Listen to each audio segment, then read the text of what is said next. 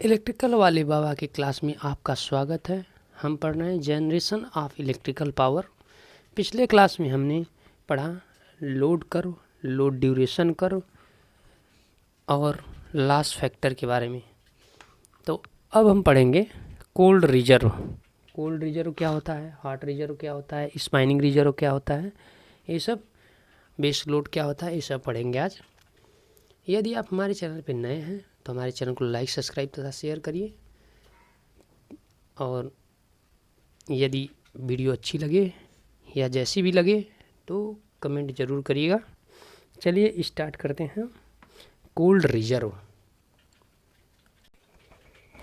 Cold reserve क्या होता है? प्लांट विद्युत ऊर्जा उत्पादन के लिए तैयार रहता है लेकिन बॉयलर प्रचालन में नहीं होता है। मतलब कि प्लांट जो है विद्युत ऊर्जा उत्पादित कर सकता है, उस स्थिति में रहता है, लेकिन बॉयलर का प्रचालन नहीं हुआ रहता है, उसे हम कोल्ड रिजर्व कहते हैं। जब बॉयलर का प्रचालन नहीं होता लेकिन प्लांट जो है विद्युत ऊर्जा उत्पादन के लिए रेडी रहता है तो हम उसे कह देंगे कोल्ड रिजर्व।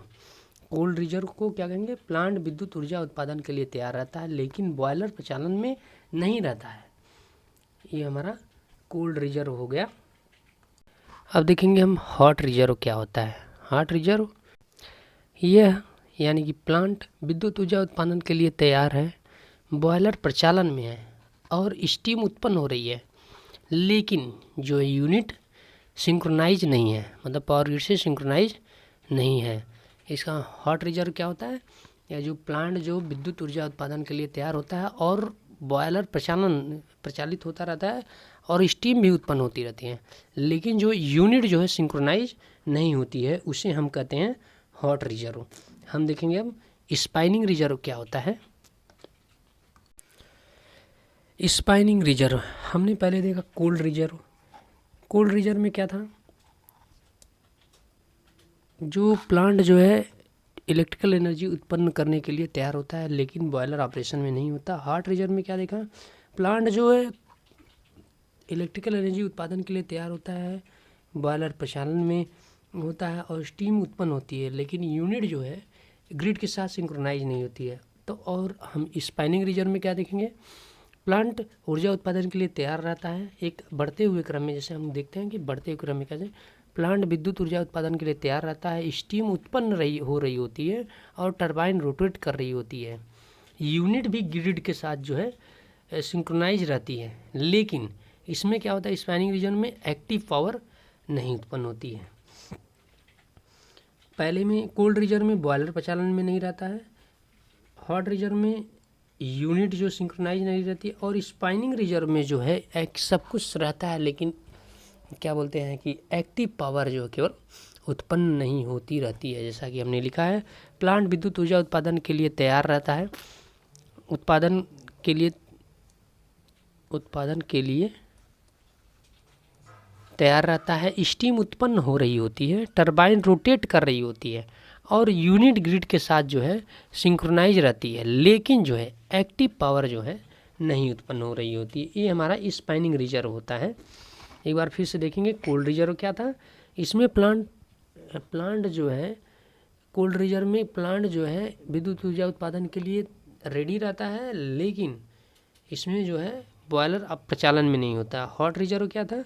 इसमें प्लांट विद्युत ऊर्जा उत्पादन के लिए तैयार रहता है, बॉयलर प्रचालन में होता है, स्टीम प्रोड्यूस होती है, उत्पन्न होती है, मतलब स्टीम भी उत्पन्न होती रहती है, और लेकिन इसमें यूनिट जो है सिंक्रोनाइज ग्रिड के साथ सिंक्रोनाइज नहीं रहती है। और स्पाइनिंग रिजर्व क्या है?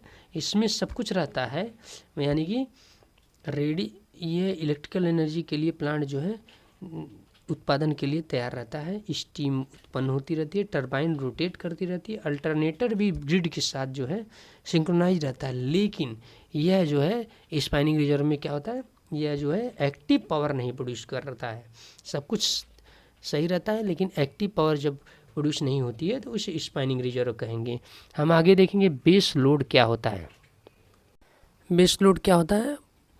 वह लोड जो पूरे दिन लगे रहने वाला अपरिवर्तनशील लोड को बेस लोड कहा जाता है। यानी कि वह लोड जो प्लांट से पूरे दिन मतलब सप्लाई को लेता है पूरे दिन, या पूरे दिन जो है सप्लाई को लेता है, या सप्लाई जो कंज्यूमर को पूरे दिन प्रदान की जाती है। पूरे दिन एक सप्लाई होती है, एक लोड होता है जिसको सप्लाई पूरे दिन प्रदान की जाती है, उसे बेस लोड कहते हैं। पूरे दिन लगे रहने वाले अपरिवर्तनशील लोड को बेस लोड कहा जाता है। बेस लोड यानी कि पूरे दिन वो जो सप्लाई सिस्टम से लगा रहेगा और सब एनर्जी को यूज करता रहेगा, उसे हम बेस लोड, जितनी एनर्जी यूज करता है हम उसे बेस लोड कहेंगे। जितना लोड लगा रहता है, एनर्जी जो पूरे दिन यूज करता रहता है, उसे हम बेस लोड कहेंगे। यानी कि परिभाषित रूप में पूरे दिन लगे रहने वाले अपरिवर्तनशील लोड को बेस लोड कहा जाता है।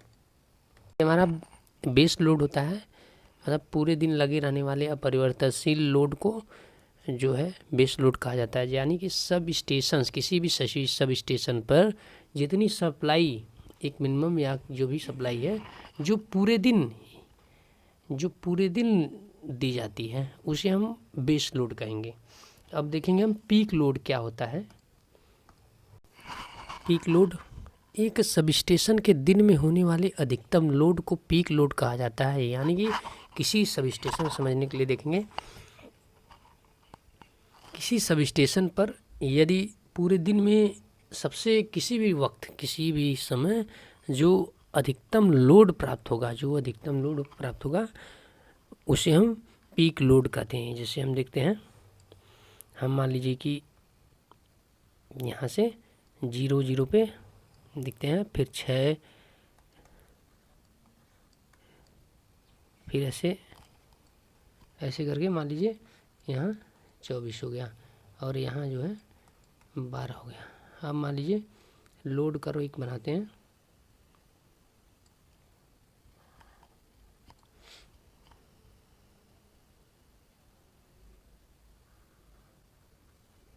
फिर से हमारा ऐसे, ये मान लीजिए 10 है, ये मान लीजिए 50 है।